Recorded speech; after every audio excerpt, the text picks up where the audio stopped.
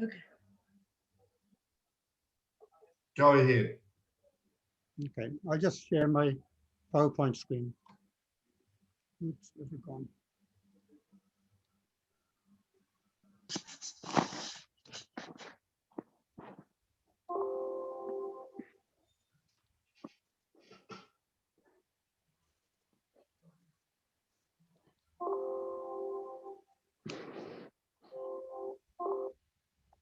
Okay, when I get up there.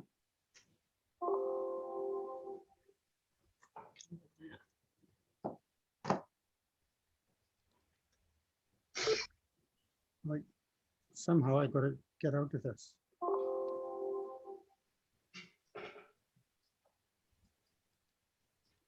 It's not letting me get up to the first slide for some reason. Hold on. Okay.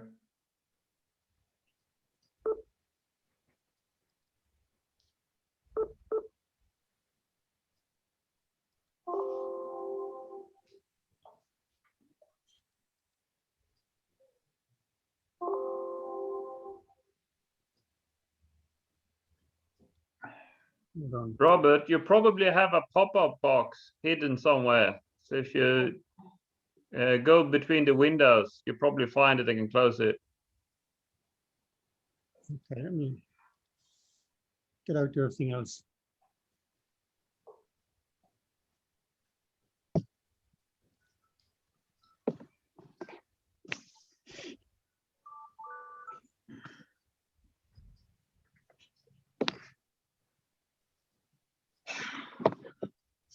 Okay, can you see that? Not yet, Bob, but just give it a minute.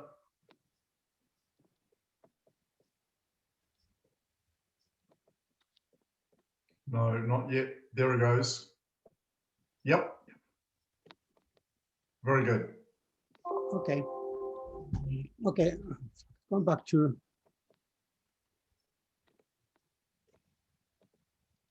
going back to the first slide.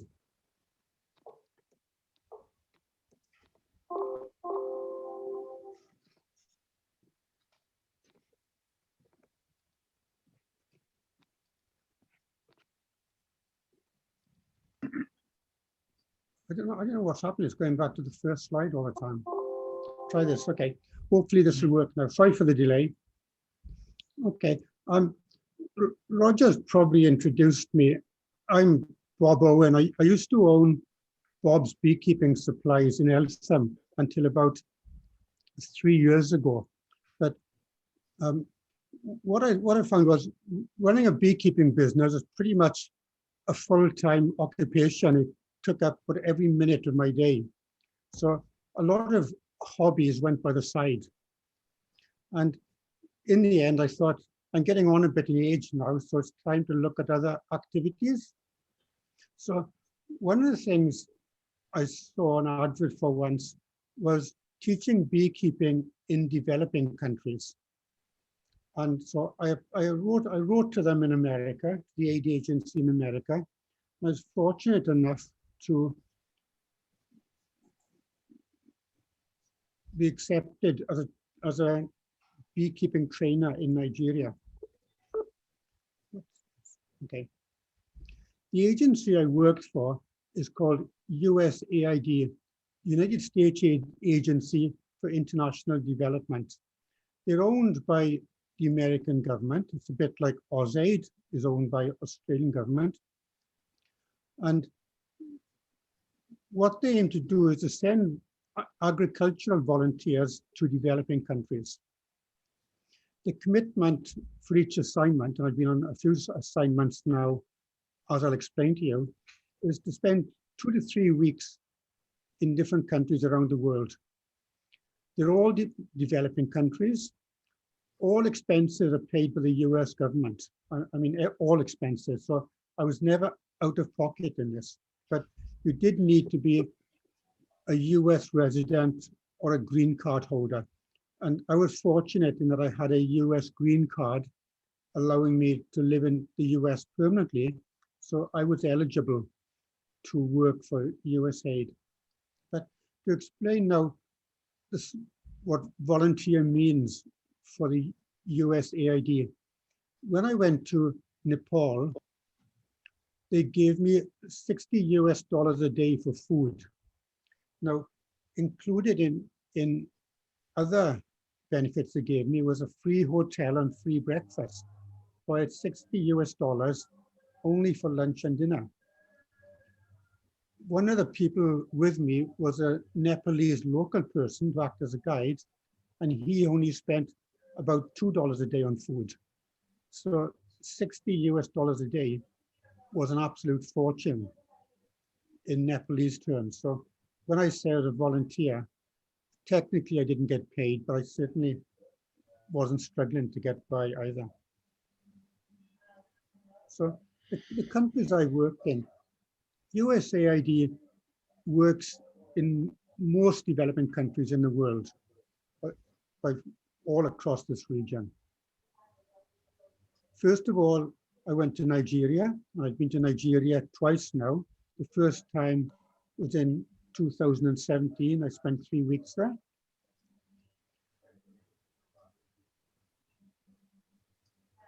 Then I went to Lebanon for 2 weeks to teach Queen reading. Now, Lebanon isn't a developing country, but for political reasons, USAID wanted to give a lot of aid to Lebanon to help it over the very destructive wars it has had there in recent times. From there, I went to Bangladesh. I spent 2 weeks in Bangladesh, and these are all in rural parts of the country. They're not in the big cities. Although I fly into big cities, over the weekend, on a Monday, they take me hundreds of miles out into some very impoverished and backward parts of the country. Then I went to Nepal, spent 2 weeks in Nepal. I'll explain these assignments later. Then to Benin in West Africa, which was really interesting. But then COVID came, and because of COVID, all USAID volunteers had to return home. They didn't want, Trump was about to close down all American airlines, so they didn't want volunteers being stuck in Africa for who knows how long. So within 2 days, all volunteers from across the world had been flown home. It was very sudden. So, and since then, there's been no in-country volunteers. Hopefully it'll start up again in a couple of years, but we'll have to see. But they have online assignments. And this year, or this March, I prepared a 4-day beekeeping course for Africa. I prepared all the overheads for a 4-day course. I worked in collaboration with a local beekeeping trainer in Africa, and together we put together a set of overheads teaching the very basics in beekeeping. And it's really fortunate I've been to places like Nigeria and Benin, because as you'll see, the way they do things there is quite different to the way we do things in Australia.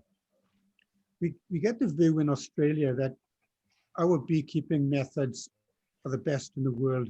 But once you see the way they do things in other countries, you see there's a lot of things we could do differently as well. They're not better or worse, they're just different, you know, and they work really well for them, and I wouldn't criticize them at all. But there is a big knowledge gap, a huge knowledge gap in what they know.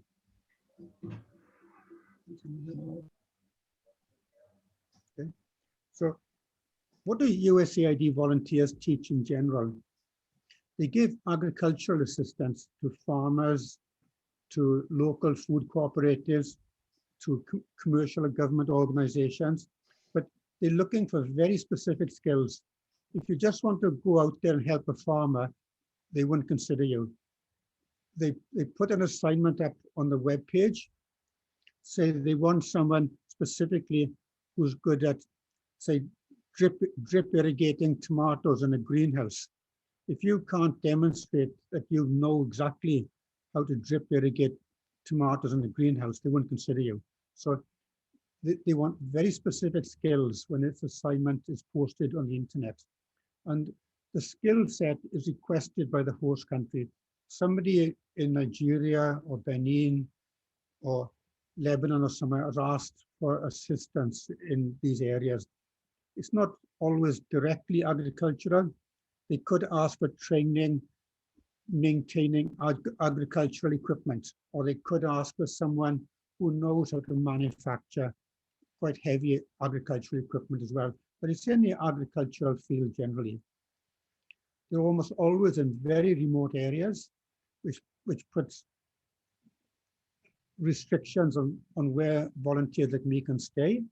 For instance, in Benin, I stayed in a very impoverished hotel in the country, and the shower sloped inwards to the bedroom. So when I had the shower the first day, the bedroom flooded. So I went downstairs and requested a new bedroom, which they gave me, but everything is not always good. And in Nigeria, 2 or 3 times a day, the power fails. And the power could fail for several hours, not just 5 minutes. They train typically groups of people, not just individuals, though there are exceptions. Train the trainer, there's a heavy emphasis on that. And there's a very strong emphasis on training women. There's a feeling in USA that women are underrepresented in the economies of the developing countries. So there's a big emphasis on making sure that women get trained. So in beekeeping, the type of things I've taught are honey production, extraction, beeswax, everything you and I take for granted and pick up after a year or two, I had to go and teach them. This top right photograph here is in Nigeria, them extracting beeswax. This is Benin in the middle. They've got some pretty much homemade smokers. And this is Lebanon in the bottom. Oh, sorry, this is Bangladesh in the bottom. And they cover all their hives with grass and straw to stop them overheating in the hot sun.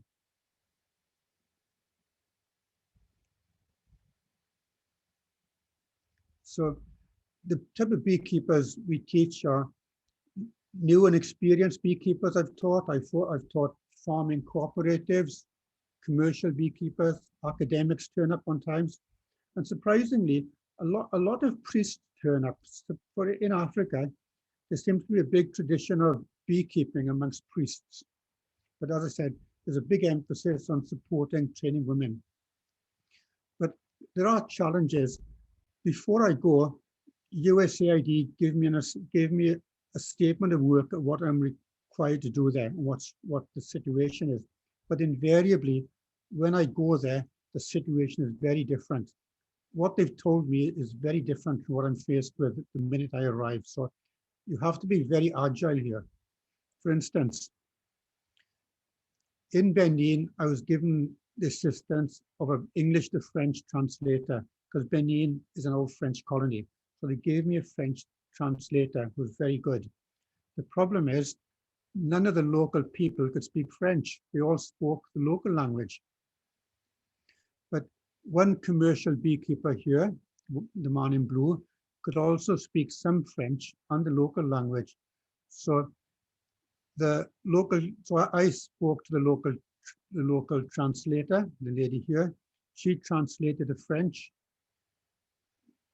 The man in blue translated from French into the local language. And that's how the training progressed. I don't know how much they picked up in the end or how accurate it was, but it was a very slow process, but it seemed to work well for 2 weeks. And the environment can be different. In South Nigeria, it's very tropical and jungle. You can see this from the top photo. In the bottom photo, in North Nigeria, in the desert, near the border with Mali, on my second assignment, it's very deserty. You can see it's a far more Muslim population in the north than in the south.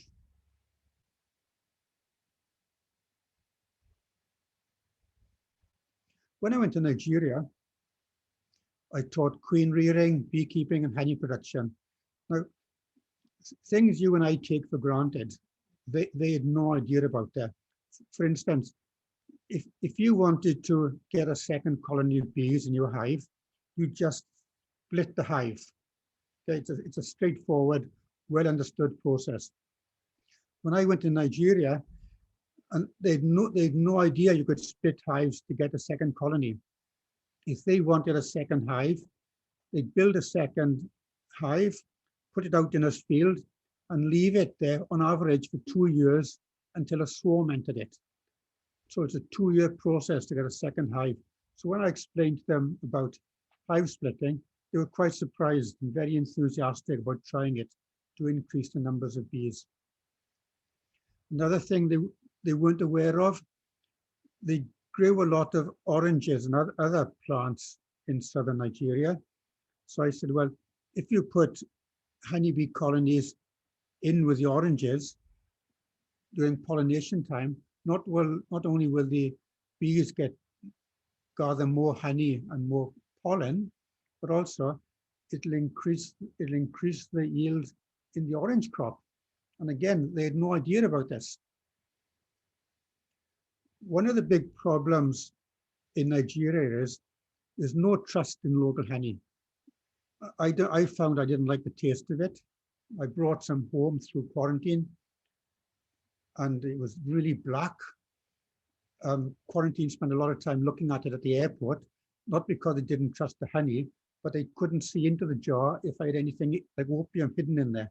So they took a long time looking at the jar through a bright light to see if I had anything in there, which I shouldn't have. But so about 98% of honey in Nigeria is imported from the US. My opinion is American, like Western European or Australian honey tastes a lot better than Nigerian honey, but there are other issues.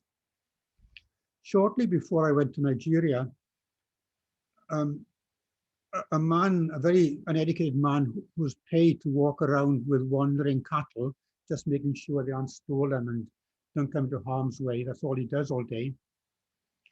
Came across a swarm of bees in a hollow in a tree. So he went home, got some insecticide, killed the bees, scooped the honey out, and sold it in the local market. Unfortunately, the first family who ate the honey ended up in intensive care in hospital with kidney failure. So there's a general distrust of local honey for health reasons in Nigeria. So in my first assignment in Nigeria was at an agricultural college, mostly spent at an agricultural college. And they had a good reputation in food and locally. So I said, well, if they increase their crop of honey, they already had a good reputation amongst themselves, amongst the local community, but they could significantly increase the revenue they get. They could make a lot more money because people would trust it. Although I didn't like the taste of the honey, raw on toast, say. If you put it in cooking or in coffee, it's fine. This is me teaching grafting in southern Nigeria. I gave a course with about 23 students from across Nigeria. And of the 23, 22 of them succeeded in grafting larvae and growing queens. Only one person's larvae didn't hatch into a queen. So that was quite a good success rate.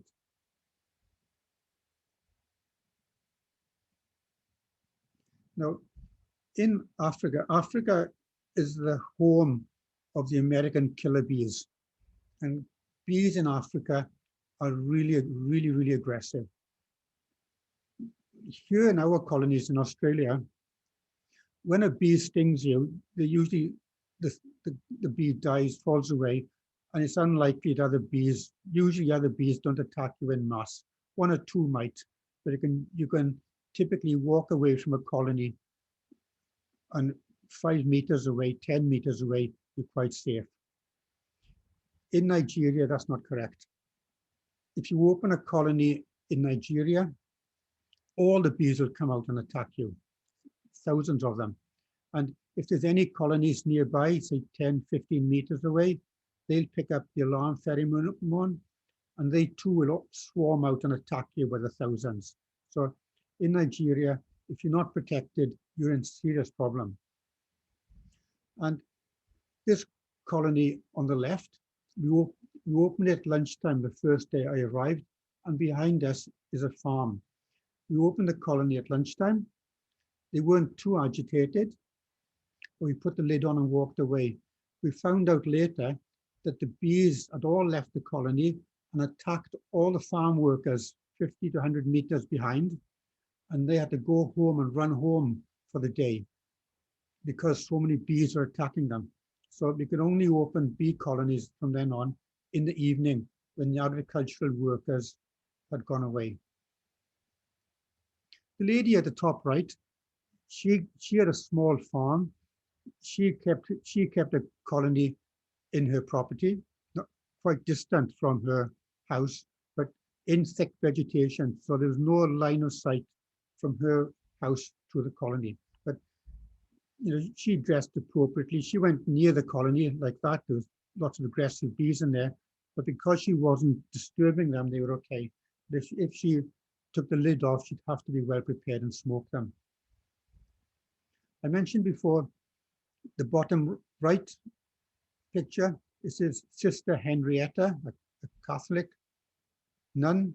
She kept bees at a convent, and because she couldn't keep bees next to each other and open a colony where all the bees in the area attacking her, she got walls built between each colony. So the bees are kept in sort of cubicles.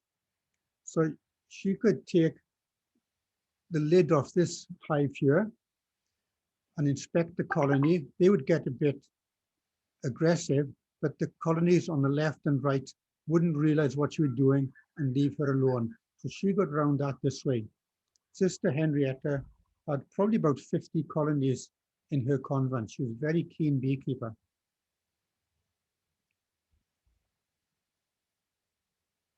This is my course in Nigeria again. I'm a bit suspicious of overseas aid, foreign aid, a lot of it. I gave the course at an agricultural college, and about 23 people turned up. And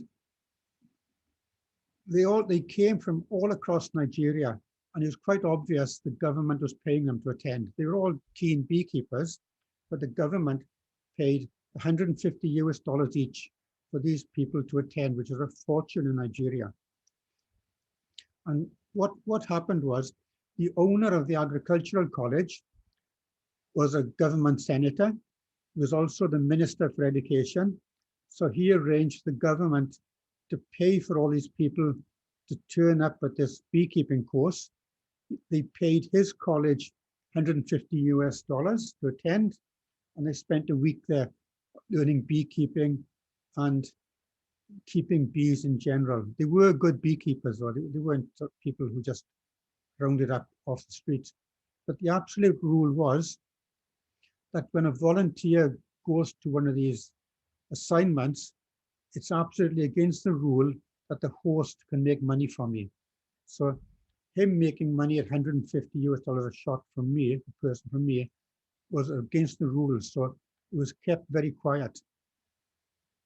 The other thing I didn't realize was when I went to Nigeria first, I thought I was helping very poor people. And to some extent I was. But my host there, who owned the agricultural college, was the federal minister for education. And he had more money than all of us on this conference call put together. In the middle of Nigeria, he'd built a mansion that replicated a Greek temple. So when I went there for his birthday, I was absolutely gobsmacked standing in front of a Greek temple. And when I went inside of it, there were Greek statues and Greek paintings on the wall. And I took with me free gifts for the local people, which in the end went to somebody who was a multimillionaire. So I'm a bit, so when I went on subsequent aid training, I didn't take many gifts with me. I took the odd hive tool, and any equipment like clothing I left behind with very select people who'd help me. I wouldn't give it to the organization. Then I went to North Nigeria. In South Nigeria, previously, they used top bar hives, or they used long straw hives with top bars in them, similar to what we have in Australia. But in North Nigeria, the hives are very different. This is a hive up a tree. It's about my size, about up to my neck. And they leave them up trees so that animals can't rob them. They're difficult to harvest, but they're safe up there. And the picture on the right is a man who makes a living in a small town in Nigeria, just making these beehives. This is a beehive being made. They put wicker on a wicker case on the inside. They could put some mud on it, and they cover it with straw. They put quite a strong fire in the ground here. They put the beehive over it, and that burns all the inside. Now, why they burn it, I don't know. I couldn't find that out. When they've burnt the inside, they make a lid out of straw and mud, and that acts as a kind of block to the hive, and the bees get in down here. The bees enter down here. When they do use long straw or top bar hives, the entrances are quite different. The entrances are just in this bottom picture on the right here. The entrance is just 3 small holes. It's nothing like the larger holes we have, because they don't want things like lizards or snakes crawling in and catching everything. From there, I went to Lebanon. Lebanon was more wealthy than other countries I went to. It's not a developing country, but it is in serious economic troubles. The USAID sent volunteers to Lebanon really to get it out of the recent wars it's had there. It's had lots of wars with Syria, with ISIS, with Iran, with Israel. So it's in very poor condition economically. This picture on the left, or this picture on the right, is the man I taught. Unlike other assignments where I went to countries to teach groups of people, in Lebanon, I went only to teach this man, and he worked at the local university in the food sciences department. But about 2 hours drive from Beirut in the country, he had an apiary where he kept these bees. Now, some of the challenges, you see the hill behind us? That's Syria. And when the war with Syria was going on, whenever he worked his bees, he always faced looking up the hill. He never faced backwards. And if he saw somebody coming down the hill, he'd assume it was ISIS. He'd run to his car, he'd jump into it and drive away and tell the army, who were always nearby. So they face challenges that you and I can't appreciate, until we go there and see them.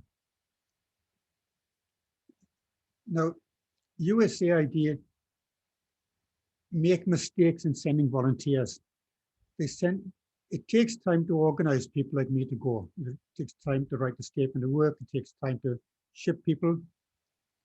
And they sent me to Lebanon to teach queen rearing and grafting at the end of a long drought, when there was no brood and no honey coming in and not much going for queen rearing.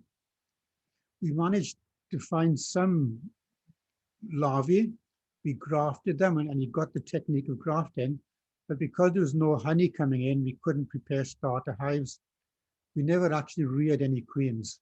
So I taught him grafting with some larvae we found, but we never actually got it to work. So I left him to it for the following spring to develop the technique. So some of the assignments, from no fault of my own or the volunteer, just don't pan out the way they're supposed to.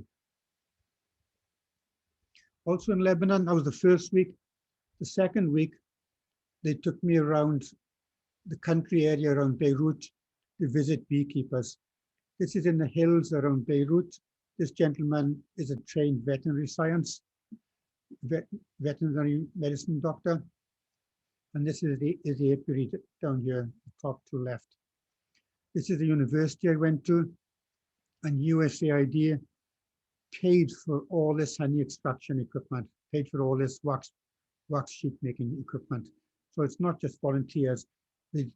Because it was a university, they spent a lot of money equipping the university for beekeeping, honey production.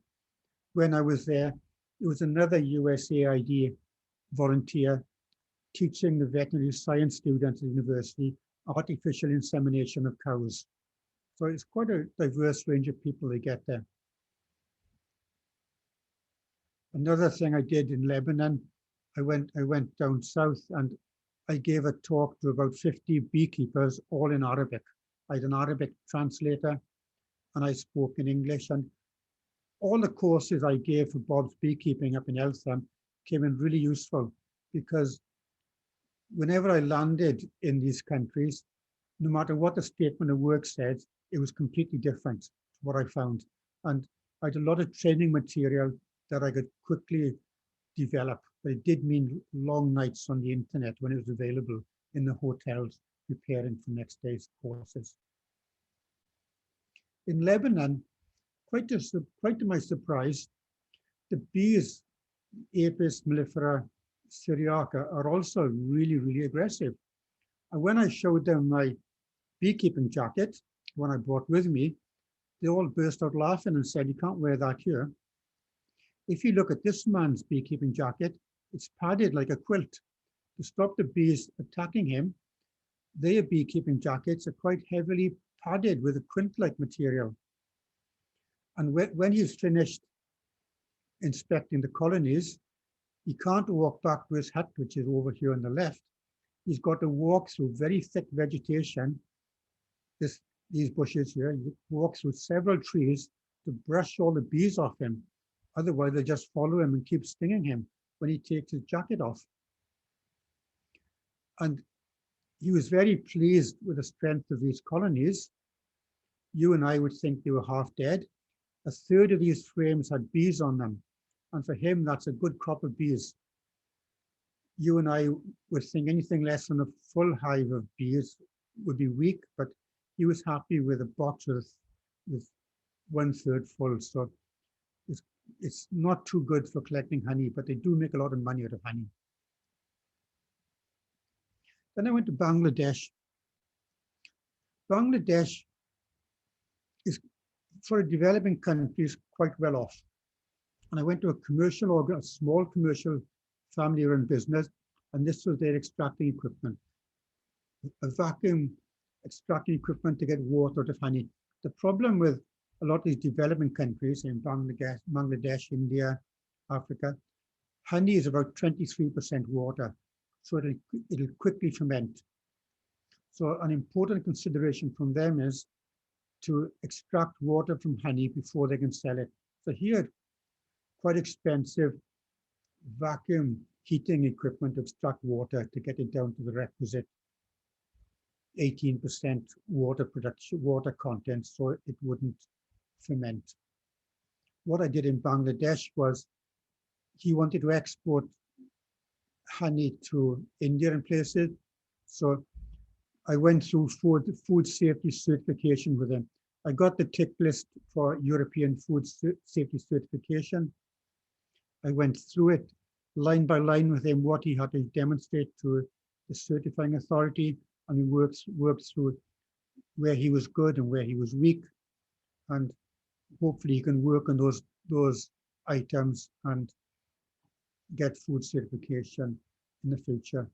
In Bangladesh, most honey comes from the mustard seed. You see the mustard seed in the background here. But it's not just colonies in hives. A major source of honey is the giant honeybee in trees along the coast. So these people, without protection at all, just smoking, burning straw, go up there and cut the comb down from trees. And these are quite large bees. They're about 2 inches long. They're quite dangerous, but they go up there without protection because they can't afford that. go back to Africa a minute. In Africa, I mentioned they had very aggressive Africanized bees, the type we find in the Americas, same bees. And from head to foot, those beekeepers are totally protected. They've got veils on, they've got jackets, they've got trousers, but they all wore bare feet and thongs. And I said, you're kidding me? You wear bare feet and thongs opening beehives? Don't they attack your feet? And they looked at me as if I was stupid and said, no, bees don't attack feet, just your upper body. So I don't know what was happening there. If I went in thongs to my bees in Eltham, I'd have very quickly a very sore feet. But for some reason, they don't attack feet in Nigeria, and none of them wore shoes. They all wore thongs, and the bees just left them alone.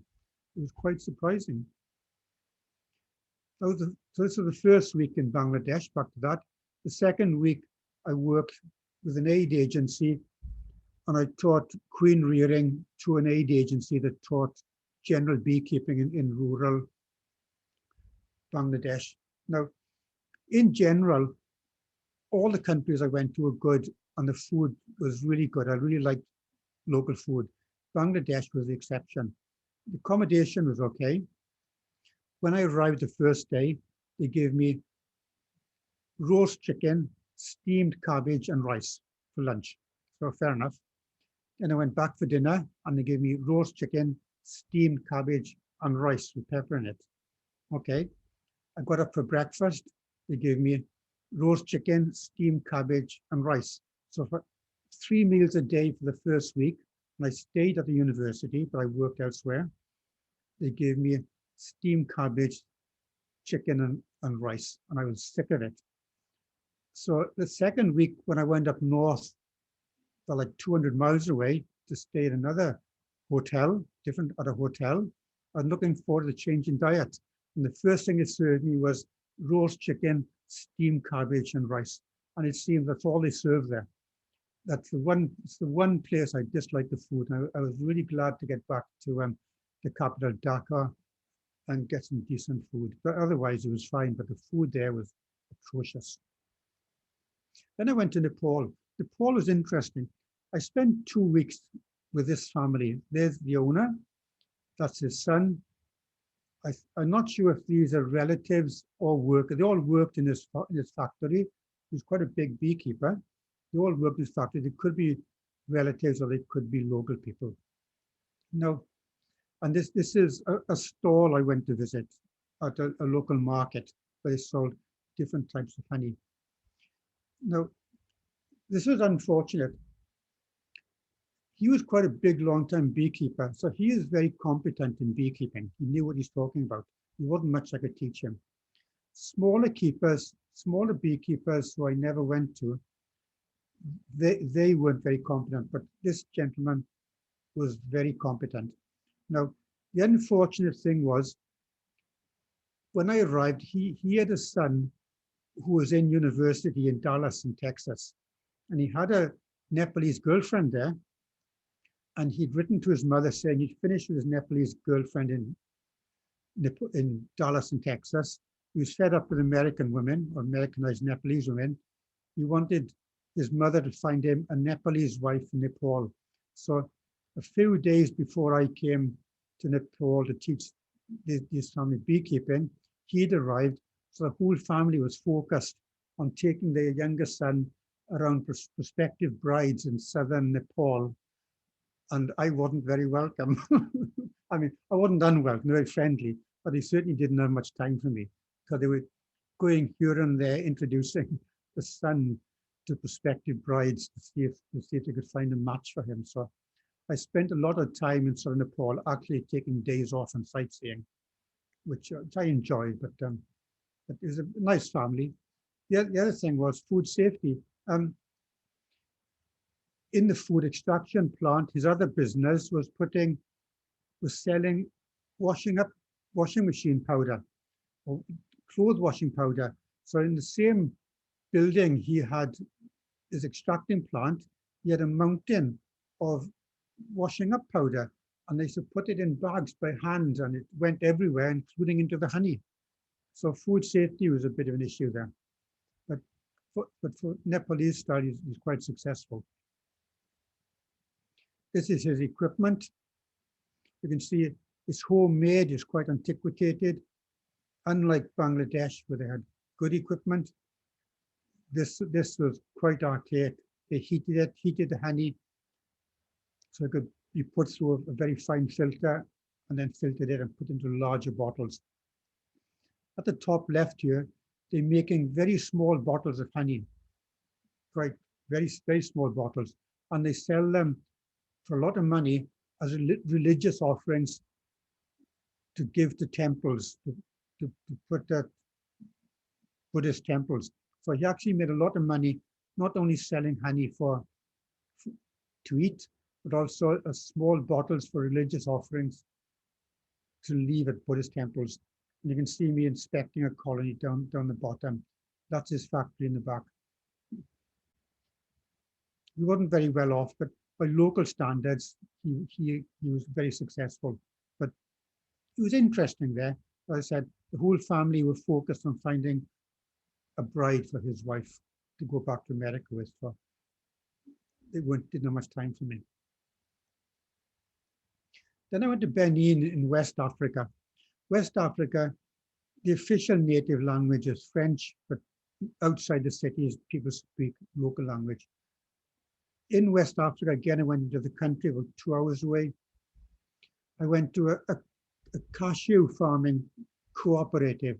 They wanted to teach local people how to keep bees, but they also wanted to know how to pollinate cashew farms.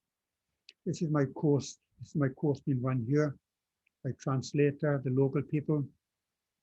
See the colorful clothing they wear? It's quite interesting. So the problem with this training course was I'd go there at like 10 o'clock in the morning and there'd be no power and no hope of power. So somebody said, oh, there's a training room 5 kilometers away. So we'd all get onto the back of motorcycles and go through the bush for 5 kilometers to another training room, another warehouse 5 kilometers away and start teaching there. And this happened most days. Things would fail for a few hours. But they were quite used to that, and just quite used to just hanging around. And this is at the end, giving everybody their certificate in beekeeping. And they were quite pleased because the certificate wasn't only from USAID. I also had Bob's Beekeeping on it, on the right, my logo. So I gave them a certificate from Eltham as well. So they were very pleased with that. As I mentioned, I don't know how much they learned because this lady here was my French translator, and only this one guy in the middle here could understand French. So she translated from English to French. This guy picked up the French and explained it in the local language. So what actually went on in learning, I don't know. But it was a nice country and I enjoyed it. Absolutely baking hot though. In Benin, this photo on the left is a local beehive. It's made out of baked clay. There's a pole on the other side. And this is a typical West African Benin beehive. This is how a lot of them are kept. They're kept on the ground. And it was quite successful for them. A lot of them did have top bar hives, which is what I work with. A lot of them had these hives as well. And these are very aggressive. So when they took me into this colony, we went in a few cars, on back of motorbikes. 2 or 3 of us had overalls.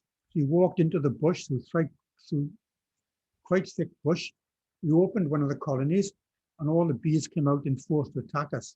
So when we finished looking, we went for a walk for about 200 or 300 meters all through the thick bush before we went back to the car to get rid of the bees. When we went back to the cars, there was nobody there. The bees had found the people 150 meters away and attacked them. And about half a kilometer away, you could see these people running down the road away from the bees. Which is, I thought was quite funny, but they probably didn't. And to extract honey, they have to do it at night. because they don't have sealed rooms, they do it in their home. They only ever extract honey at night, so the bees can't follow into the house. But the middle photograph here is working with a topper hive and teaching this lady, what to look for in beehive. And I said there's a strong emphasis on teaching women. I gave my clothing and the tools I gave to them, and USAID insisted that this lady, as the only woman beekeeper turned up, got all the clothing and tools I gave. I didn't mind that, but they insisted that as the only lady representative there learning beekeeping, all my clothing went to her. The middle weekend, on the Saturday, I rented a taxi for the day for about $15, and the driver took me around the sites of local Benin. Quite to my surprise, we stopped at a village, and all these people turned up, 3 or 4 of them, and jumped into my taxi. They'd arranged with the taxi driver to meet me, to come with me, looking at different sites around Benin. And they took me to the Royal Palace. And in the Royal Palace, I met, it's quite you'd laugh if you saw the Royal Palace, but I met the foreign minister, the economics minister, the home minister, all sorts of people sitting on a bench outside, just dressed like these people. And they took me into the throne room. And we were all looking at the throne, and this is the throne on the bottom, the king's throne, with all gods on the bottom. And this door behind me opened, and this gentleman walked out, rubbing his eyes. This was lunchtime, he just got out of bed. And when he walked out, everybody in the room fell on the floor and prostrated himself in front of him. And it turns out this is the king of Benin. So he sat down, somebody ran up and put this stool under his feet, and I spent a few minutes talking to him. He was quite pleasant, but it was quite interesting meeting the king of Benin by surprise when he just got out of bed at lunchtime. And I said, this is the throne room. So that was the last of my permanent assignments in beekeeping, because COVID came along and we had to leave Nigeria in a hurry. One day I was working, I'd word that night that I was flying out next day. The next day they flew me to Abuja, the capital. And on the day after that, they flew me to Bangkok. Every volunteer around the world, and there were hundreds of them, were flown home to usually America that next day, because Trump said he was closing down the airlines and they didn't want people like me stuck in Nigeria for 6 months or a year. But there are, in addition to in-country assignments, in March of this year, I prepared a 4-day-long course to teach beekeeping in Nigeria. And they asked specifically for me. Nigeria beekeepers, the government, they had met me, and they specifically asked that I prepare this course. So I prepared a course taking photographs of what I knew in beekeeping in Nigeria and Africa, and prepared a 9-module course to be given over 4 days by a local instructor. So I worked with a local instructor by email and what he wanted. I prepared these slides, I sent them to him. He commented on I made any changes, and he gave a course to people in northern Nigeria near the border with Benin. So this course is now to be used across Africa to anybody who wants to give a beekeeping course. So that was quite pleasant. But there are other courses. There is other work being done remotely. I've been asked to work remotely in Tanzania on the economics of beekeeping with a farmer who wants to make more money. So I've been quite fortunate in doing this, but surprisingly, all across the world, there are basically two people, me and another guy, who've cornered all the beekeeping courses globally with USAID. I've given several recently. There's a guy you might also know, there's an American living the other side of Geelong called Chris Frick. And he and I together have given most in-country beekeeping courses globally for USAID. He's been doing it a bit longer than me, so he's got a few more courses under his belt, but he's been to places like Tanzania, Egypt, Kazakhstan, which I did love to have gone to. But between the two of us, coincidentally living near Melbourne, we've cornered the market in giving these courses. So the needs in developing countries, skill development is important. There's generally a shortage of equipment. When I gave my course in Benin, I paid a local carpenter out of my own money to make a 2-level long straw hive, and it cost me about $15 US. It was quite cheap. I paid for that myself, so I could show them what was needed, how to make them, and they're happy with that. They need encouragement. For instance, they make a lot of wax, produce a lot of wax, but they had no concept that you could sell wax in Europe for, I don't know what it is now, $5 a kilo. They had no concept of that. They had no idea the wax they were using for makeup and candles they could sell elsewhere. But they are very appreciative, and they're quick to learn, and they're very, very friendly. And they did go out of their way to attend courses. The courses I gave, some of them flew in at government expense. But this one in Benin, they came by motorbike every morning across some of the roughest country I'd ever seen in my life for about an hour. It wasn't easy for them to come to attend the course. So that's my experience teaching beekeeping in developing countries. I say it's changed my life. I really enjoyed it. The people are very friendly, they're very appreciative, and being able to see how firsthand how very poor people in Africa and Bangladesh and Nepal live has certainly changed my view of what can be done. So if you have any questions, I'd be pleased to answer them. Thank you, Bob. Really, that was just such an interesting presentation, and thank you so much for sharing that with us. So if anybody would like to ask Bob a question, just make sure you take yourself off mute, and we'll have a bit of time for questions.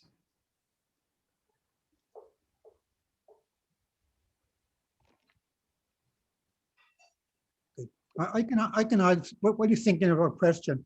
I can add something else. There's a man up Bendigo way who did some aid for a year with AusAid. And when he came back, he's older, he's a retired man like me. He did a master's degree in the effectiveness of aid as he saw it. And what he said was quite interesting. You send somebody to Africa to drill a water well somewhere, okay? So you spend 2 weeks drilling a water well, you can turn the tap on and fresh water comes out, and you're happy and you walk away. But in doing that, there was a man there previously who fed his family carting water on the back of his donkey from 5 kilometers away, and you've now put him out of business, okay? So the problem with a lot of these assignments is, not true of beekeeping, is you go there with good intentions. You say, setting up a water supply. The downside is you put somebody out of business, feeding his family. So when you leave and go home, in the middle of the night, that water supply is going to be broken. and you go back, you need to go back to the man carting water 5 kilometers on the back of his donkey. And that's a problem with these aid projects. They look good. All these photographs are taken when the volunteers are there. But if they've taken work away from somebody, they're going to be destroyed in the middle of the night. Yeah, you need to teach the villagers to improve on their own. Yeah. I have 2 questions for you. Yeah. What about Varroa and what about AFB? I go to AFB first.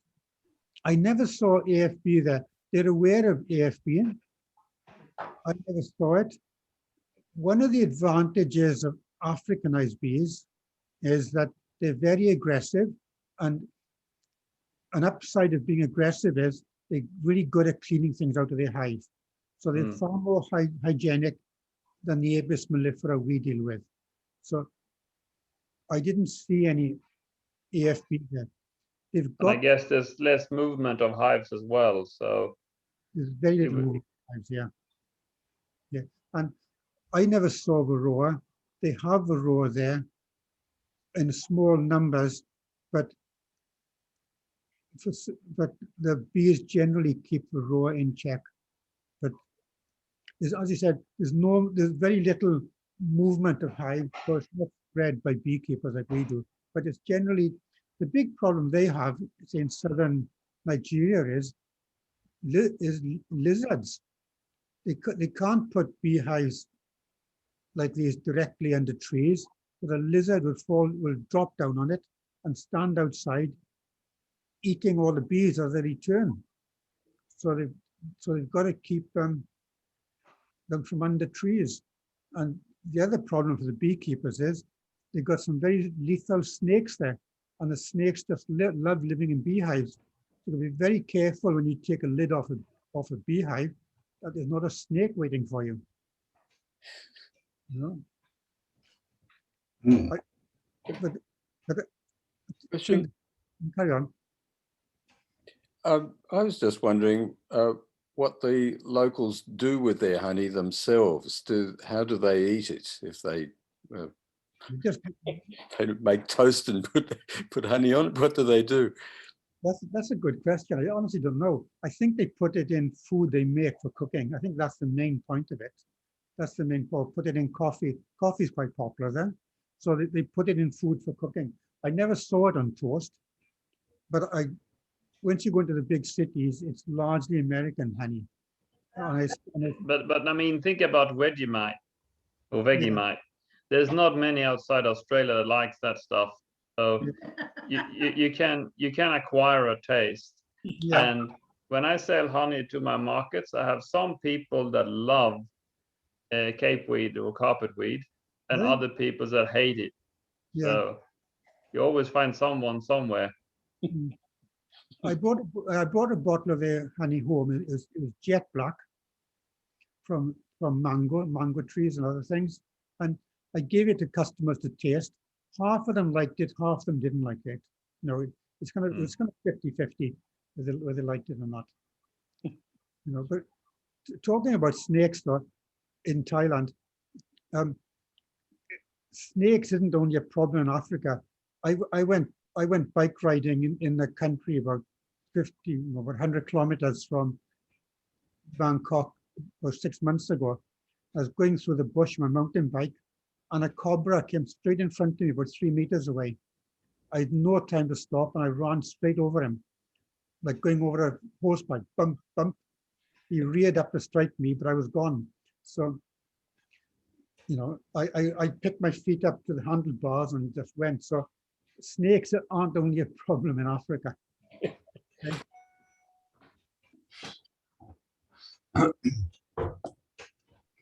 Any other questions? I ask you about whether you had any problems in getting the locals to share their knowledge. You know, beekeepers I find are pretty cagey when it comes to the, you know, they try to keep the knowledge to themselves, and they see a lot of competitiveness.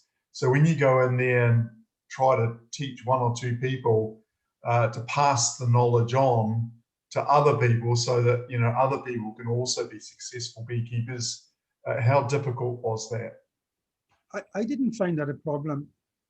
I taught groups. The more experienced people in the group were more than happy to help me, you know, or show me how things are going in front of other less experienced people. And because I gave courses, the other people in the course were very supportive of what I was teaching other people. Maybe after the course is over on their own, they'd be more restricted in what they shared. but when I was there, they were okay. Okay. It wasn't a problem.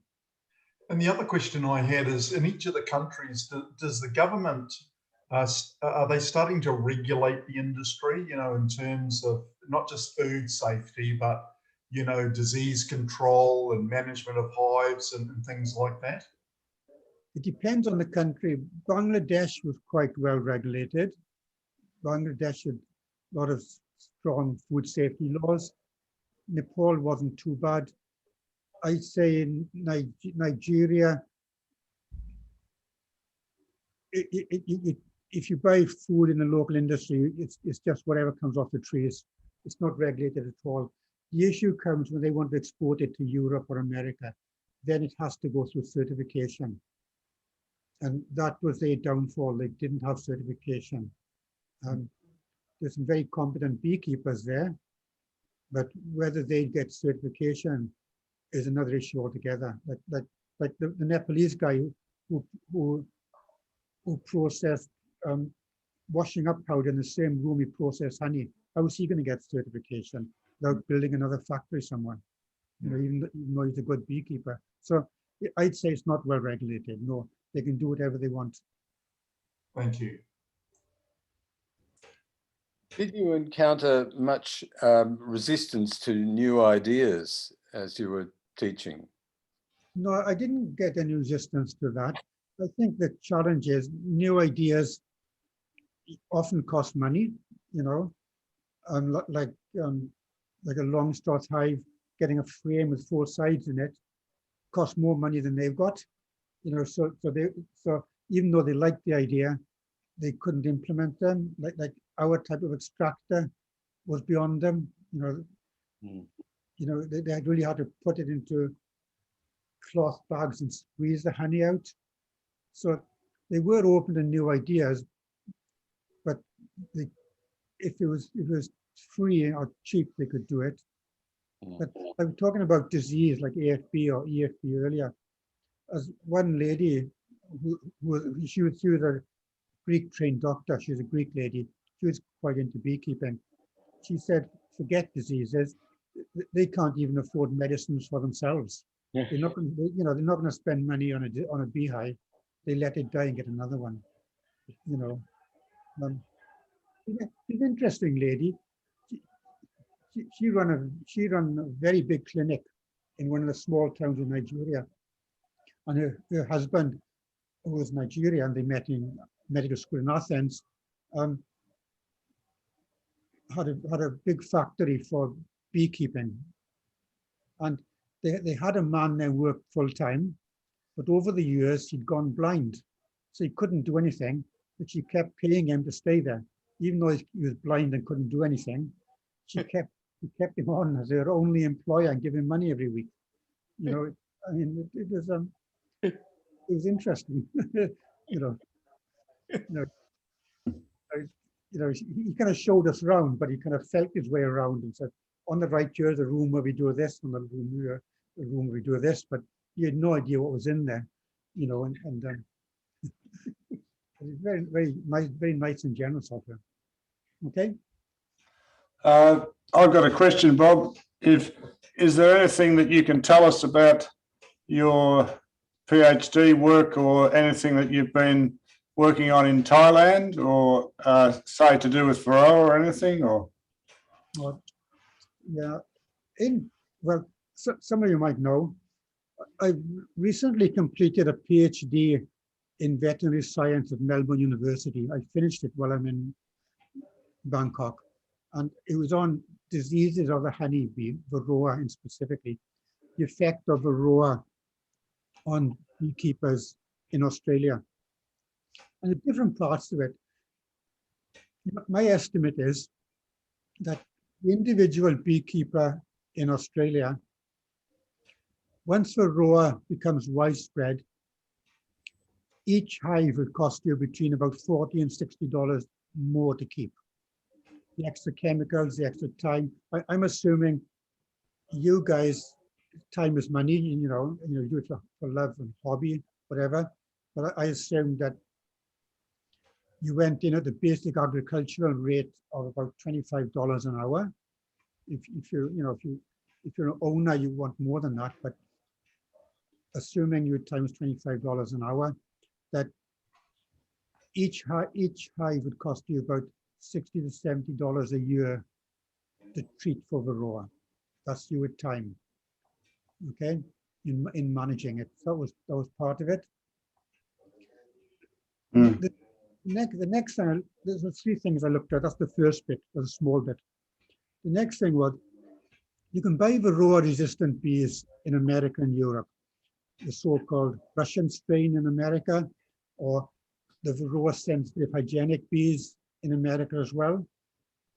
And as you know, all the feral colonies around the world have died.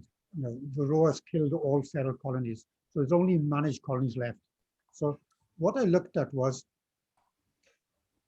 could we import varroa-resistant bees from America or Europe into Australia, put them into managed colonies, and through swarming and drone congregation areas and so on and mating, can we spread resistance into the feral colonies?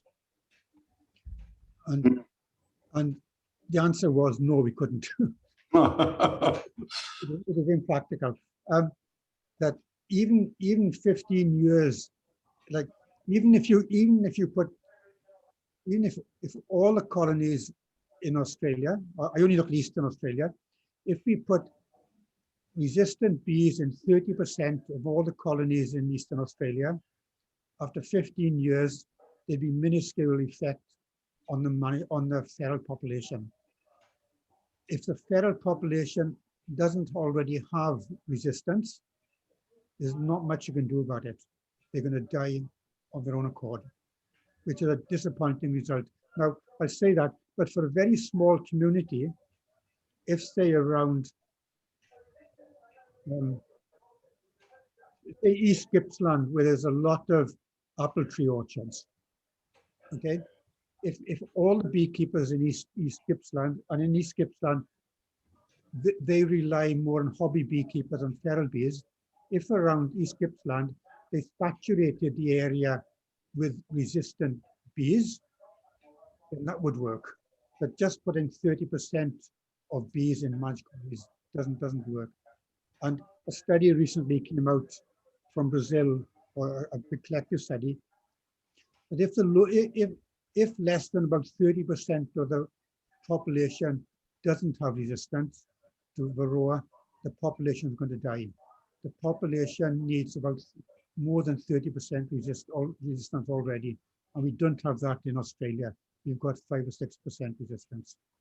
So, but there's another thing to resistance, but that data's a bit old, and that was they produce so much less honey and brood.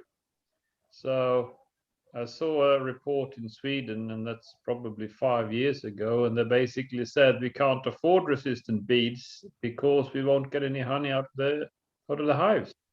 no, I agree with that completely. That's a good point. Varroa-sensitive hygienic bees in America, they've only been bred for resistance, nothing else. Okay, and the problem with them is, in the U.S. Department of Agriculture field station where they bred them, there's no varroa. If they want to test how successful they are at eliminating varroa, they've got to import varroa from 100 kilometers away, put the frames of varroa inside the colony, and count how many days it is before that colony is completely free of varroa. So it's good for that. The downside is they don't collect honey or they don't pollinate. Yeah. So to get around that, they're working with California beekeepers. So they get the pure varroa sensitive hygienic bees, which are only good for managing varroa. They crossbreed them with bees in California, which are hopeless at managing varroa, but are good at collecting honey and pollinating plants. And they've got a crossbreed, which is half good at managing varroa and half good at collecting honey and pollinating plants. So it's a kind of compromise. Yeah, now, it's like a Buckfast strain. Yeah. Now, the problem with resistant bees is they're not widely accepted in America commercially because you got beekeepers there with thousands of colonies, and they know quite well that they can treat varroa with insecticides. It's bad news environmentally, it's bad for the bees, but they know they can manage varroa with some quite lethal insecticides and just keep replacing dead colonies. The concern with varroa-resistant hygienic bees is if they trusted maybe 5,000 colonies of varroa-resistant bees, the risk is it wouldn't work and all their colonies would die within a few weeks. So they don't actually trust resistant bees in the way they trust miticides. It's a double-edged sword. And yeah. The other thing is varroa-resistant bees, if you're selecting, say, dogs for a trait, friendliness or whatever, or size or whatever, we can completely control who the female dog mates with and control the offspring of that dog, like control breeding of cattle or sheep and totally control that process. Because honeybees go to drone congregation areas to mate, we've actually got no control over who they mate with. And within 2 or 3 generations of loose mating, they've lost all their resistance. And until genetically, you can look at the DNA in a bee, in a queen, and see if it's resistant or not by looking at the genes in there. Rearing resistant bees is a very, very expensive process, and it's not commercially viable at the present moment. So there's a huge effort going on globally to try and determine which parts of the DNA are responsible for resistance and which parts aren't. So you can just pick a queen out of a colony, test its DNA in its sperm, test the DNA in it, and see if it's likely to be resistant or not. Until then, resistant bees are expensive. Okay. And then you have the limited number of genes in bees. So there could be some traits linked to the same genes that the varroa resistance is linked to. So by selecting for that, you select away other things more or less permanently. Yeah. And that's also a problem. Yeah. In Swedish, in Sweden, in Gotland, the Swedish university did a study and left a lot of colonies there just to fend for themselves and see how natural resistance developed. Was that the Elgon project? I didn't know the name of it. It was in Gotland. Yeah, I heard of it, but I don't remember the name of it. Okay. And what they found was that I'll make up these figures. I can't remember how many colonies there were. I'll say 50 colonies. And 2 or 3 of them survived, in the long term. But after the 2 or 3 survived varroa, the numbers built up to a larger number. But the colonies that did survive, although they built up to 50 colonies again, they didn't have as many bees. They weren't as strong. There weren't as many bees in any of them, and they didn't collect as much honey as previously. So the resistant colonies do have weaknesses for you and I beekeepers. Still a lot of work to go into them. Yes. Okay. Thank you. It's not very optimistic in a way. I haven't told you the really bad news yet. No, it's a little bit about the Russian research about the Arctic fox. They tried to make an Arctic fox that could be domesticated, and by making it domesticated, it lost its specific fur, which was one of the reasons why they wanted to domesticate it. So biology isn't always that straightforward. Yeah, no, I agree. A lot of these genes are tied together. Yeah, I agree. Good point. Yeah. Now, for the bad news, the third part of my thesis, which gained the most attention, like the BBC interviewed me, all sorts of people interviewed me, was that the sugar shake team Are any of you on the sugar shake team? Yes. We all have to do it now, I think. So, yeah. Okay. I looked at the effectiveness of the sugar shake team.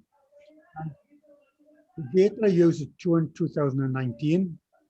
And in Victoria in 2019, there were approximately 400 sugar shake volunteers. And so I looked at Greater Melbourne.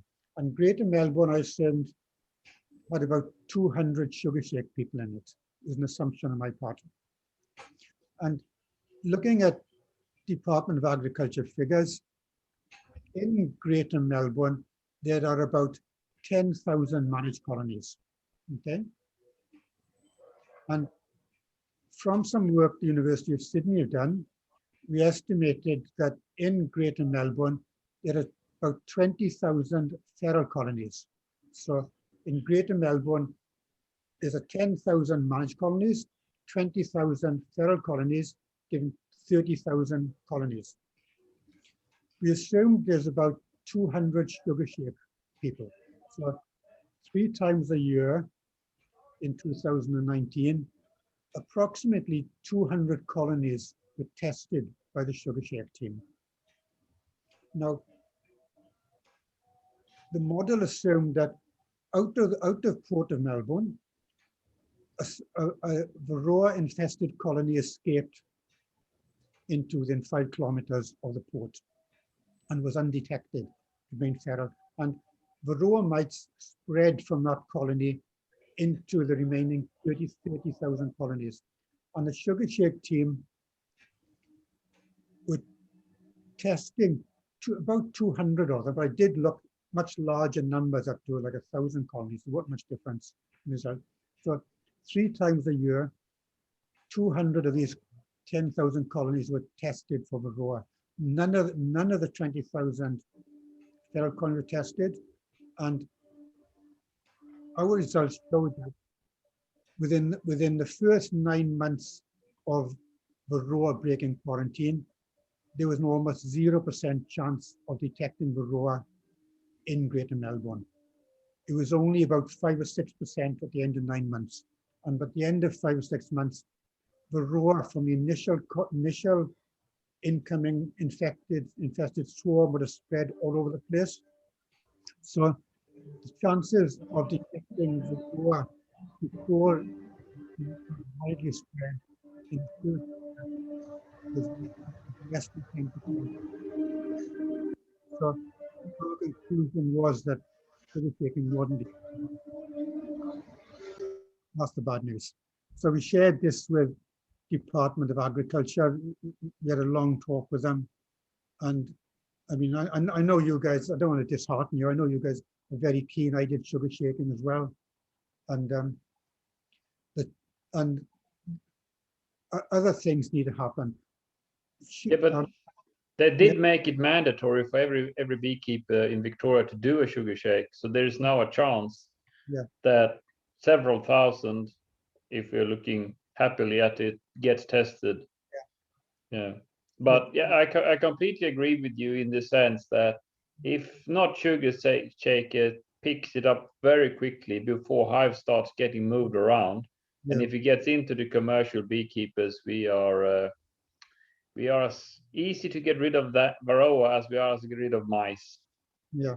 So one of the things we suggested was, and there's mixed results in Queensland about this, if a mite is detected in a colony in Melbourne, then the department can consider putting down fipronil infested sugar traps to kill every colony within 5 kilometers of it. Now that may not go down too well, but because it's in a feral population, it's going to spread. You know, even if you detected it in the managed population and kept that under control, you still got twice as many colonies in the feral population. That really the only way is to kill everything in the vicinity, and we said 5 kilometers. But that bases on the fact that the varroa hasn't moved. Someone hasn't caught a swarm on, say, swarm patrol, picked up a swarm in Eltham and moved it to Bendigo. I agree with that completely. If that's happened, it's game over. Yeah. I went to the University of California in Davis, and they're very tuned into beekeeping. And what they said was, what they recommended was that if we find Varroa in a colony, there's no point trying to eradicate it. You go straight into managing it. It's just a waste of resources trying to, you might do it. I'm not saying don't do it at all, but don't spend huge amount of effort trying to eradicate Varroa. You're better off acknowledging it's there. Like Yeah. one of the things, now talk about resistant bees, one of the things we suggested was that we made it as compulsory as we can make it, that every managed colony in Melbourne gets a resistant bee, is requeened with resistant queens. Now, I know a lot of, maybe not yourself, a lot of beekeepers wouldn't be happy, wouldn't have the competence to do that. So it would rely a lot on volunteers and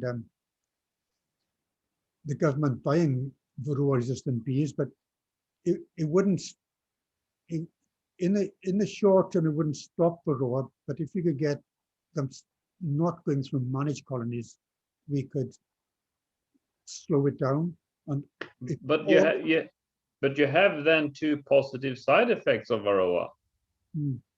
Because when I was living in Sweden, one of the queen breeders there, he was up in the 80s, and said the best thing that happened for me was Varroa, because he got rid of all the feral colonies that were stuffing up his queen breeding programs. Yeah.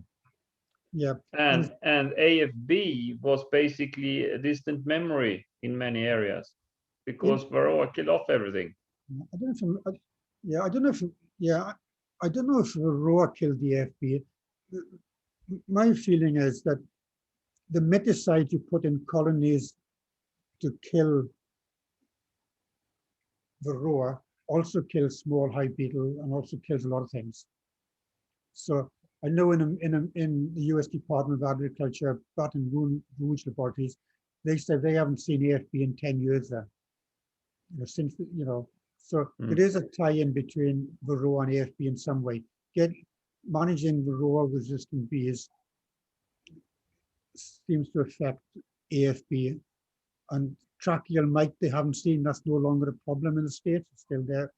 So keeping control of Varroa, it's inadvertently, but really good, stop tracheal mite in its tracks. So, and in New Zealand, they found that, just further what you say, that since Varroa killed all the feral colonies, the commercial beekeepers are collecting much more honey. Since the feral bees are no longer collecting honey, collecting nectar, there's a lot more left for commercial beekeepers or hobby beekeepers. So honey per hive is increased. So it's not all downside. It's an upside as well. And pollination prices could possibly go up because the feral colonies are not there anymore. Yeah, there's this in the US. I know people say that if you look at the price of colonies in the US, okay, over the past 50 years, the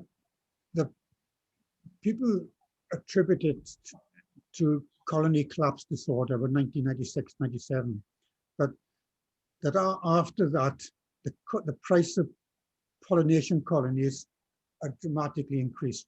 But that's not correct. The price of pollination colonies had already increased in the 2 years before colony collapse disorder. That it became more apparent with the total collapse with CCD, but they were already at high. And in fact, the price of pollination hives have been increasing every year, and it's only for almonds. The price for other things like cherries or oranges has been very static. It's a more complex situation than that. It's quite a complex situation. It's not just Varroa caused pollination. As I said, in America, the cost of pollination went through the roof. that was more likely because the increasing demand from almonds made it go through the roof before colony collapse came along. And prices now are going down, slowly going down. Or they're steady in dollar terms, but if you take inflation into account, it's not rising. Well, Bob, I think we'll need to leave it there. That's been just really a fascinating presentation. I really like to thank you for the time that you've devoted to it tonight. We can give you all an applause by giving you a bit of a wave. And I'd also like to thank Roger for organising it too, mate. Thank you very much for that. Really appreciate that. I have recorded it. In fact, I'm going to just stop the recording now.